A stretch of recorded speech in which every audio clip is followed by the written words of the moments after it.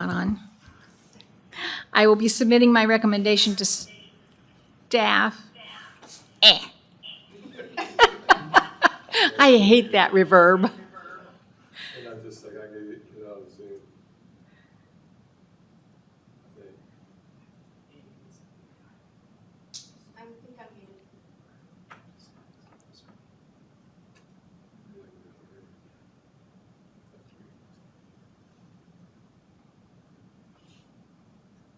Try again. Okay. I do not make the final decision. Better. I will be submitting my recommendation to staff within 2 weeks of this evening's hearing. The application will then be scheduled for deliberation in front of the county commissioners. If you wish to give testimony, I need you to fill out one of the sheets in the back. And when, excuse me, when you come to the podium, please give your name and address for the record before you begin your testimony.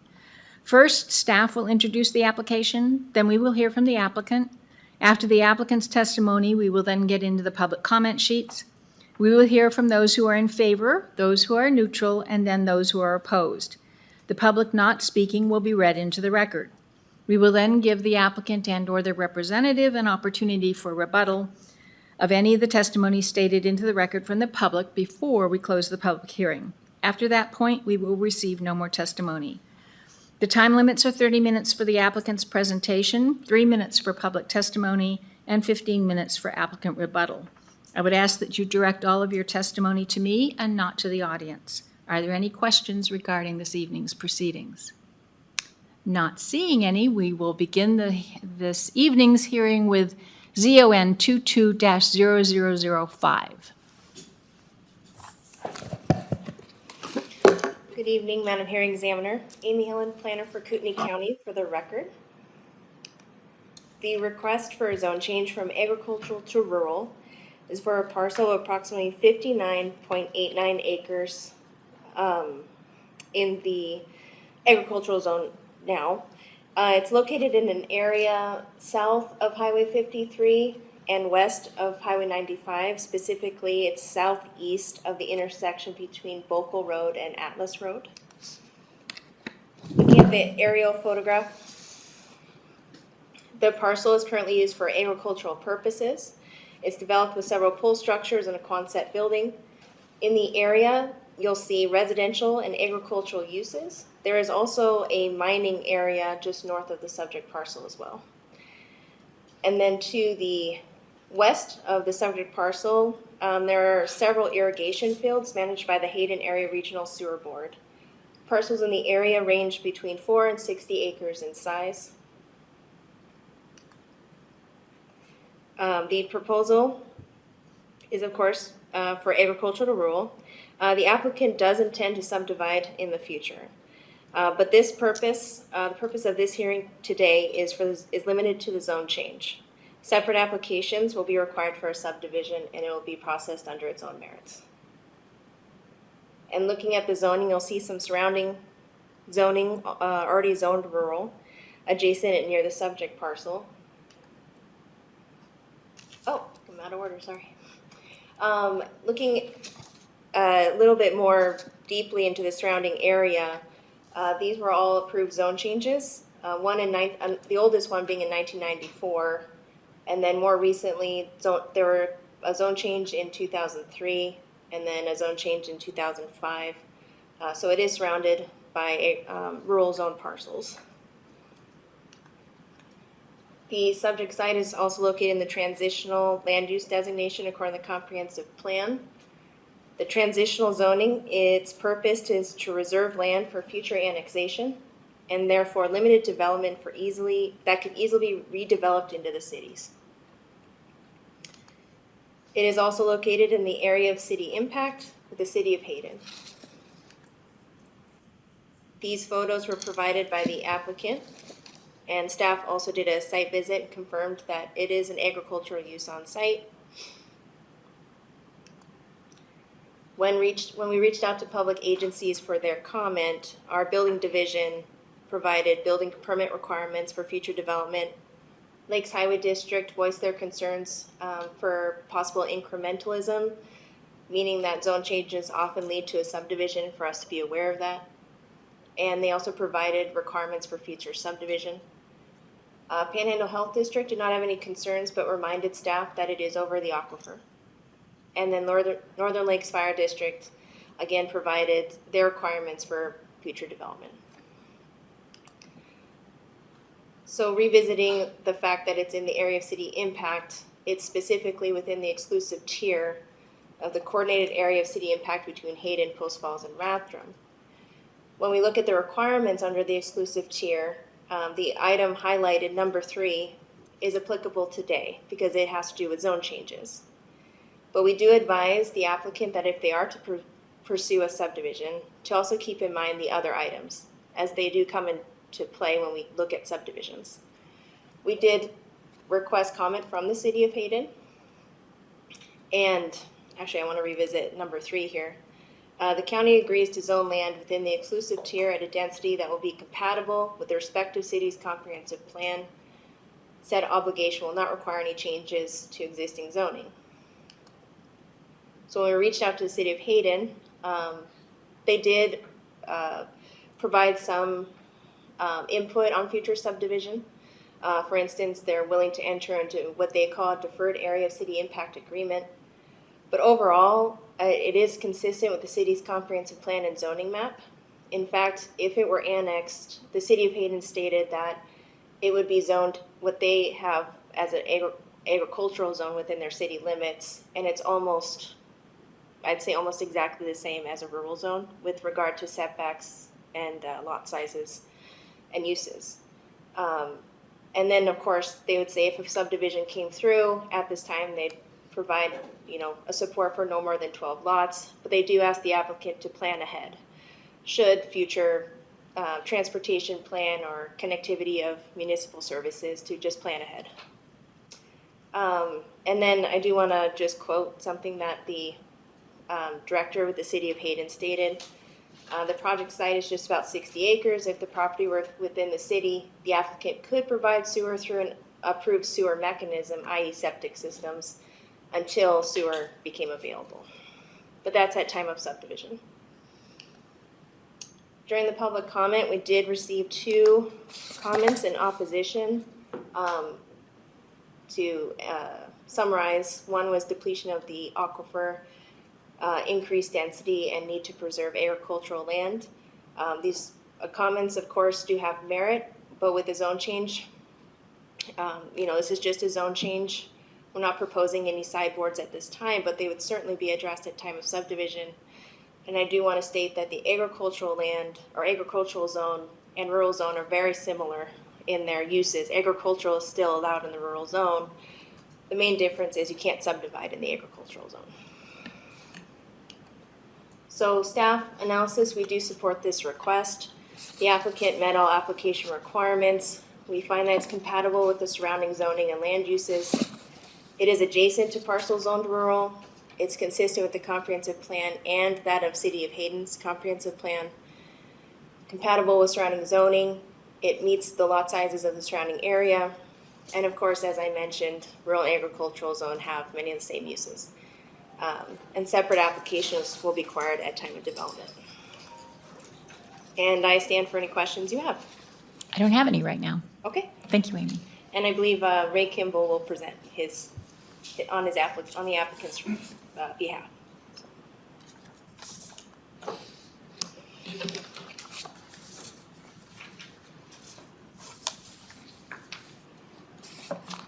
Stole my clicker. Oh. I'm just pulling up your PowerPoint. Thank you. Good evening, Madam Hearing Examiner. My name is Ray Kimball. My business address is 21 South Pines in Spokane Valley. I'd like to introduce myself. I'm an engineer, licensed engineer and licensed land surveyor here in the state of Idaho. It's been quite a while since I've been up in front of the Kootenai County Planning Commission. I also I serve the city of Post Falls on the Planning Commission as the vice chair. So these kinds of venues are very familiar to me, as are the standards. Here tonight with me are Scott Grayjack with Ryan Bill and Liz Tellison, our legal counsel in case I need backup. So I've been told that if they have to speak, I'm in trouble. So I'll be brief. I almost want to say what she said, but I will direct you to our application and the staff report for the vast majority of what I'm going to say here. And there we go. All right. So vicinity map. You've seen this. It's where the project is. It's on the intersection southeast corner of Bocal and Atlas. A little bit of history behind the project. It was owned by the Turnipseed family, Bob Turnipseed. And he was the developer for the Diamond Bar property, which is located just across the tracks. And last year he sold it to my client. So here's the vicinity zoning. You can see that there's a little bit of a hodgepodge there, mix of rural and agricultural land. We are sandwiched in between rural properties. Immediately to the west, of course, is the Hayden Area Regional Sewer Board land application area. That is something that we expect to be held in perpetuity for the benefit of the public for land application of treated wastewater. So that will likely remain agricultural. And of course, you can see 5-acre parcels to the north, 5 and 10s, pretty much surrounding it. For the most part, there's, I think, a 50 or 60-acre parcel directly to the north. But the vast majority of the rest of them are 5-acre parcels, including the Turnipseed residence, which is in that little peninsula that is not part of our property. Here's the future land use map. As you can see, we are in the green, that little circle in the green there. It is transitional, and that is because we are within the area city impact for the city of Hayden. I would fully expect that if we were not in the area city impact, that the suburban land use would be extended to the south, but that's not the case, so we're in transitional. So it is 60 acres, just shy of 60 acres. It's largely undeveloped pasture land. There's a couple of outbuildings. Basically, it's cow pasture right now. The transportation network out here is pretty straightforward. You can see our property there is in that little green dot. So it is a rural major collector based on the KMPO map, which is this master plan map. So it's at their major collectors for Bocal and Atlas are both considered major collectors, which have a lot of capacity to handle any additional traffic. And based on the KMPO master plan and their analysis in that master plan, there are no identified traffic issues at those intersections in the local or at that Bocal and Atlas intersection. So it's operating at an acceptable level of service. Not that that really matters for zoning, but it is something that has to do with when it comes to capacity of streets and whatnot. Utility-wise, there is water to serve future development. So Gem State Water Association, which used to be Diamond Bar Water, has a water main that runs right up Atlas Road, basically across our property. So water is available. The property also sits above the Rasmussen Prairie Aquifer should the homeowners or any future development decide to punch some wells, individual wells like everybody or like a lot of the other properties in the vicinity. I do believe there's also an existing well on the property, and I believe it's being used for irrigation and ag purposes right now. Sewer, of course, would be served by individual septic systems until municipal sewer would be available at the time of annexation into the city of Hayden. And of course, power and communications are available as well. So, with regards to the comprehensive plan and transitional uses, these right here are some excerpts directly out of the comprehensive plan, which basically, in a nutshell, just says, if you're in a transitional zone, that means you are transitional designation. That means that you're in the area city impact, and so don't screw up the zoning, future zoning for the city. And so that, to us, we had to go through. This is a little more complicated than most of them, So we had to go through and make sure that our application was both consistent with the city's comprehensive plan as well as the county's. And so, which really brought us to, we had to look at the city's future land use map. And so you can see here on the city's future land use map, there we're outlined in yellow. We're in the bright green area, which is agriculture. The city of Hayden's agriculture zone designation provides for a 5-acre minimum parcel. Just like Amy said, the uses, setbacks, lot coverage, all of those things with the city of Hayden's ag zone is almost identical to the county's rural zone, which is what we are requesting. And that's why this fits very nicely hand in glove with the county and the city comprehensive plan. This request meets all of those standards. As you can see from the larger backing out from the vicinity, we've got primarily 5 and 10 acre residential parcels in the area with the exception of the Harbs plant and the 60 acres directly to the north of us. The rest of them are pretty much 5s, 10s. There might be a 20 in there here and there, but almost all of them are 5 and 10 acre residential parcels. So you can see that the development pattern in the area would be conducive to that, which would be allowed under the rural zone. So this area, as I mentioned before, in the vicinity is a mix of ag and zone, or ag and rural zones, and the City of Hayden's area city impact demonstrates the planning intent of this area is to basically transition it to what the City of Hayden considers an urban agriculture, which is basically a 5-acre lot inside the City of Hayden. That's what their comp plan says today, and that's what we expect it to be in the future. The proposed zone also, and the allowed land use pattern is compatible with the surrounding land uses. It's very, very similar, just the same. And residential development of 5-acre parcels is highly desired in our area. And one of the things that we talk about, at least a little bit from the planning perspective, is when we encourage development closer into the city cores and closer to goods and services, so jobs and the grocery store and the hardware store, it has a lesser impact on the transportation system than development on the outskirts. And it's just because it, quite simply, fewer miles to drive to get your groceries. And generally speaking, the roads nearer the urban centers have more capacity. They're typically a little bit larger.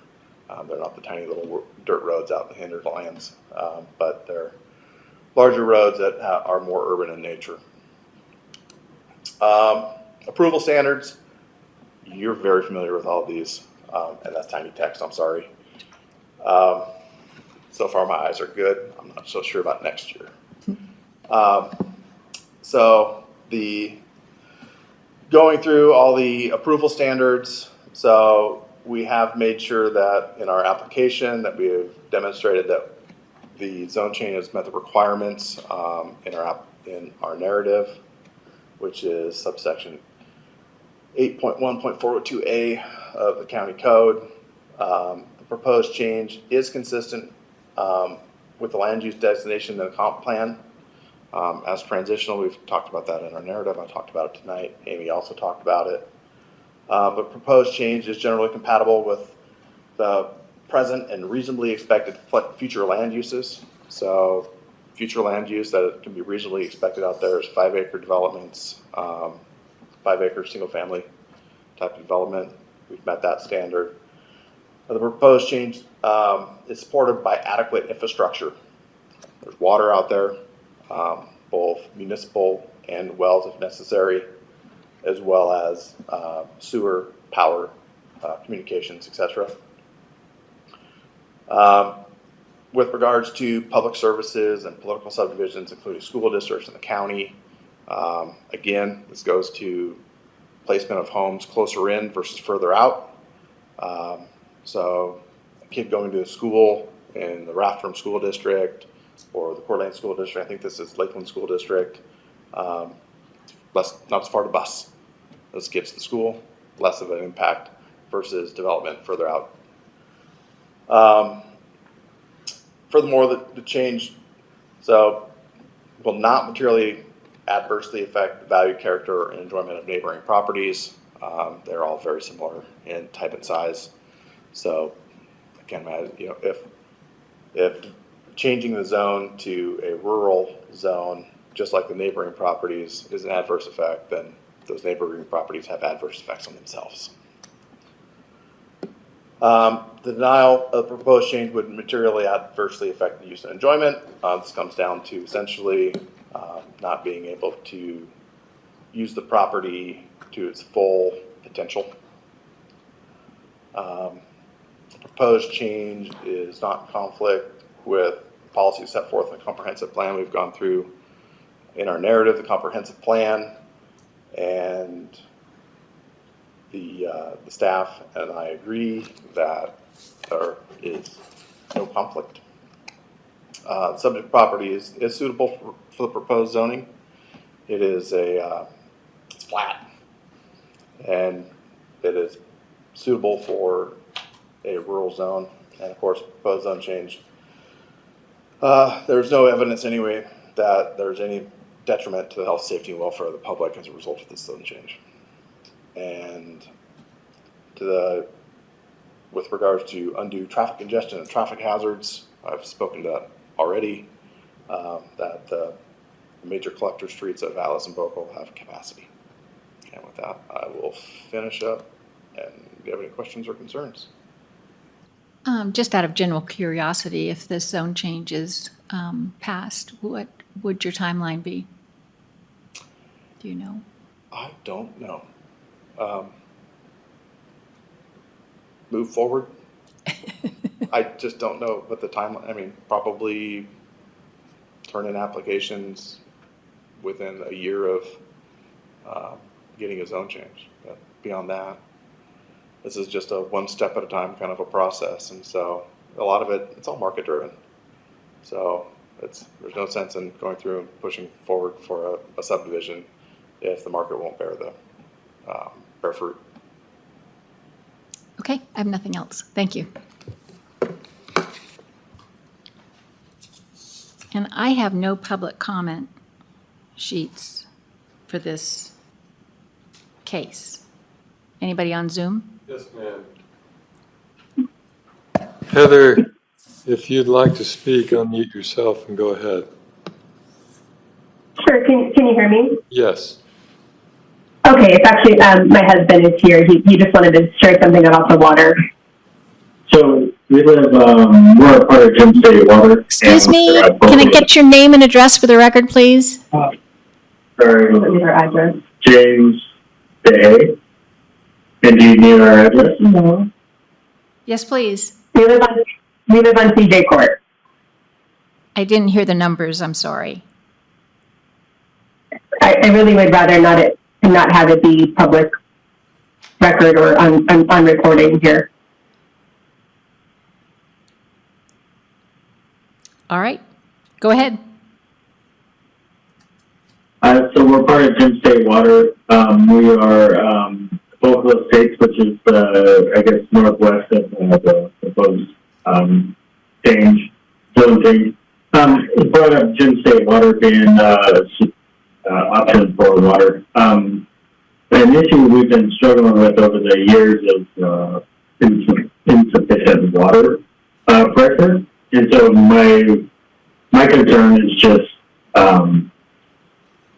the solution to that. And I don't think we could support another 12 homes. Now, I'm not speaking for Jim State themselves, but I know being at the end of the run what we deal with, especially during the summer months, and we're struggling with water pressure. So that's my concern. Okay, thank you very much. Have anybody else? That's it. All right, any rebuttal? Ray Kimball again for the record. If Gem State decides to issue a will serve for any future development, and if there are insufficient pressures or volumes, then we will obviously be on the hook to make sure we mitigate those. And so that'll be taken care of in due time. That's all I have. Okay, thank you very much. That concludes our hearing on case ZON 22-0005. We will now open the hearing on ZON 23-0001.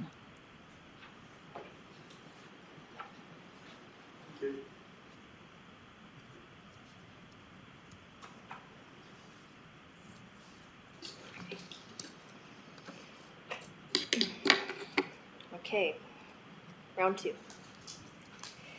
Again, an Amy Helen planner for Kootenai County for the record. The subject parcel in this case is approximately 35.8 acres. It's located on the east side of Highway 95, and so you will see some similar comments from agencies because it's in the same district as the previous case. It is located north and adjacent to Dodd Road, approximately 0.25 miles east of the intersection between Strawhorn Road and Dodd Road. It's developed with a single-family residence and a greenhouse. If we look area-wide, there's a mix of agricultural and rural uses in the area. And lot sizes generally range between 4.9 and 20 acres in the immediate area. The purpose of the zone change is, of course, from agricultural to rural. The applicant wants the option to subdivide in the future, but this request is limited to the zone change. If we look at the surrounding zoning, it is adjacent or close to rural zone parcels. City of Hayden recently did annex this area here, fairly recently. And just looking at past approvals, we have quite a few. The oldest being from 1999, and that was actually from mining to rural. And then we have a couple zone changes here that were approved in 2005, a zone change in 2012, and then we have a small zone change here. That parcel is about 6 acres, and that was in 2017. That zone change occurred based on the same findings the zone change need to make, but it was a method used to fix an illegal division. And then more recently, staff brought to the hearing examiner on August 3rd a zone change right next door, and that's still ongoing.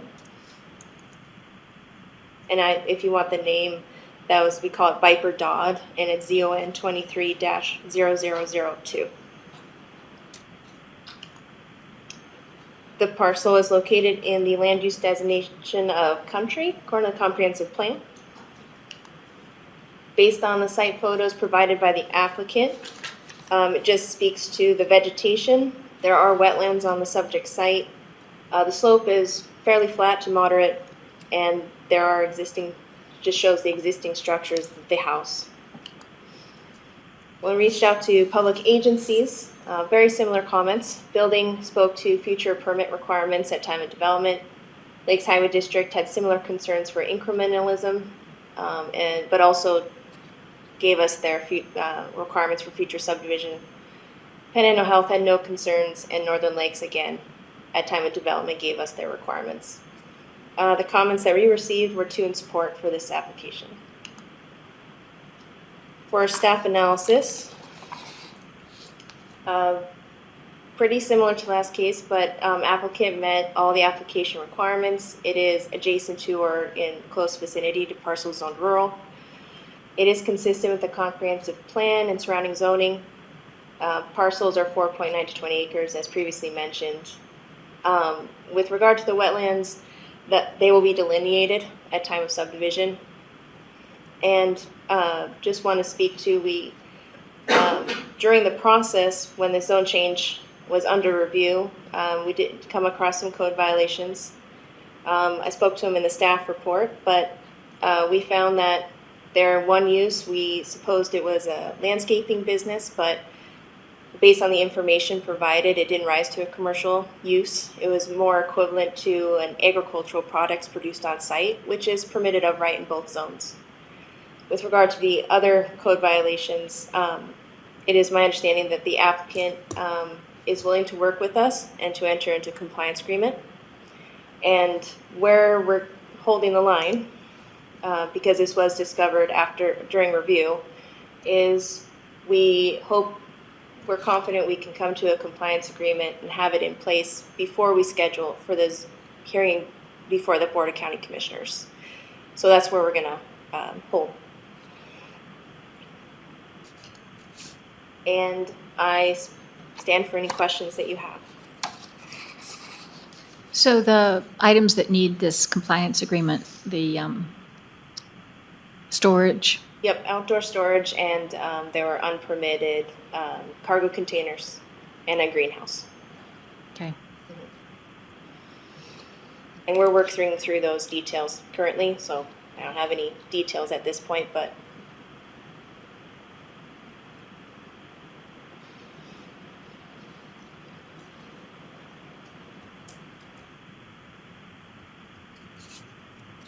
Okay, thank Okay. you.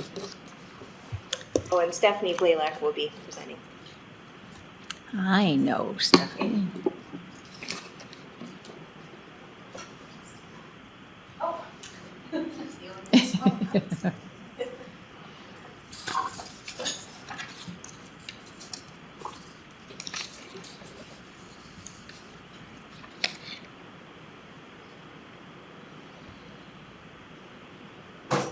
Good.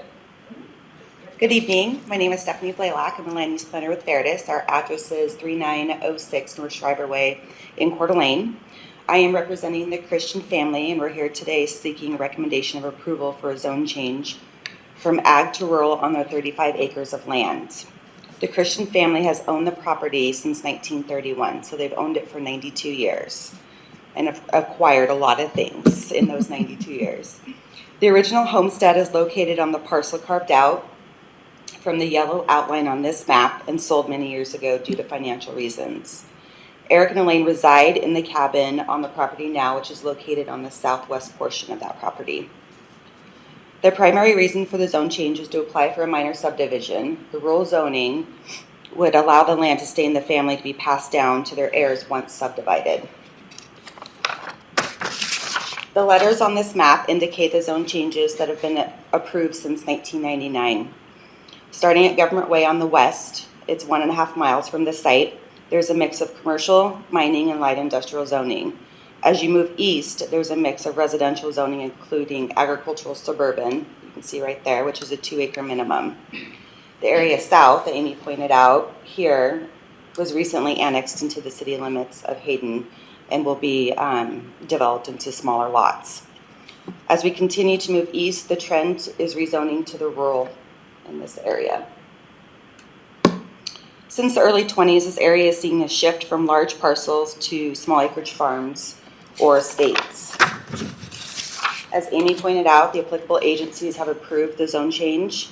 However, they will have some conditions when the applicant subdivides their land. The minimum lot size will not change, shifting from agricultural to rural. It'll remain at 5 acres. However, it will allow the Christians to subdivide their land. The 5-acre minimum for the rural zone still provides enough area for open space, timber management, and agricultural activities such as small farms if desired. The property is also self-serving with a well, septic tank, and drain field. No outside services are needed, making the zone change compatible with a comprehensive plan. As Amy stated, the Christians have agreed to a compliance agreement. The family will work to clean up the inoperable equipment and permit the cargo containers and greenhouse as soon as they are able to. Staff recommended approval, and the staff report stated the request would promote the development of a large underused parcel in order to meet the demands of Kootenai County's unprecedented growth. And lastly, the zone change request meets the requirements of the Kootenai County Land Use and Development Code. Thank you for considering our request, and I can answer any questions you may have. Do you guys have a timeline? For the minor subdivision, Yeah. it'll be immediate. Okay, Yeah, they want to move forward with that as soon as they get approval. all right. And how long do you think it's going to take you to get this compliance agreement done? Well, I think it should probably go pretty quickly once we have, I think Pat Braden is the one that has to draft it, and then once he drafts it, we'll review it. But Amy and I have been back and forth as far as timeline on what the Christians will need in order to get that cleaned up. So we've already been working on it. Okay, thank you. All right. I have Ben Christian, wishes to speak. Good evening. Thank you.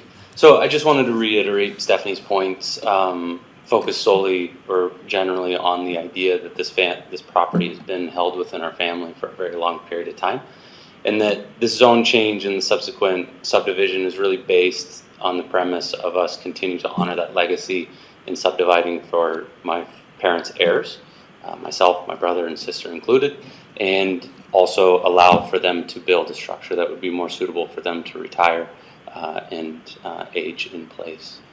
And that is all I have. If you have any questions, I'm open to answer any of those. So, Thank you. thank you.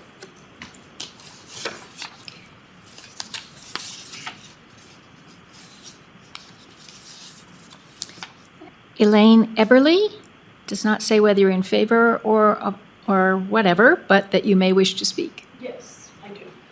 Hello.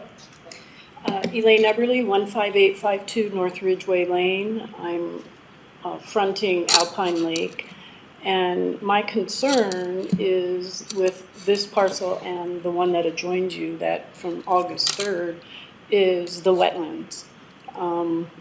There's eagle, there's osprey, there's all kinds of birds. I don't know what the percentage of wetland is on your property. I think it's smaller than the one next door. I'm not sure. Oh, yes, I'm sorry. Thank you. So I'm not sure what the percentage of wetlands is on this particular parcel, but the one from August 3rd looked pretty large. And so I'm just voicing my concern for, the wetlands area and also timber. A lot of recent chopping down of trees there for Hayden Canyon, and I can attest that the noise has gotten really bad, and we know trees, abate noise and do a lot of other good things. So, but my big issue is with the wetland, and I believe there's a stream that runs through there, or maybe the adjoining property had the stream.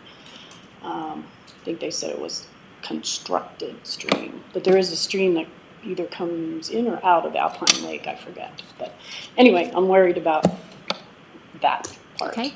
Yeah. Thank you. That's all I have on public comment sheets here. Do you have? This time we have no one on Zoom. Okay, then rebuttal. Stephanie Blaylock again. So the wetlands, I totally understand that concern. At subdivision time, we will have to hire a biologist, and the biologist will do a report and evaluate the functions of those wetlands and recommend a buffer for us to maintain vegetation and no structures or disturbance in. So we will do we'll do everything we can to protect those wetlands. That's all I have. Okay.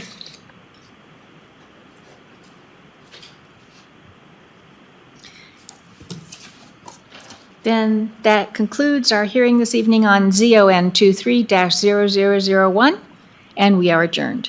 Thank you.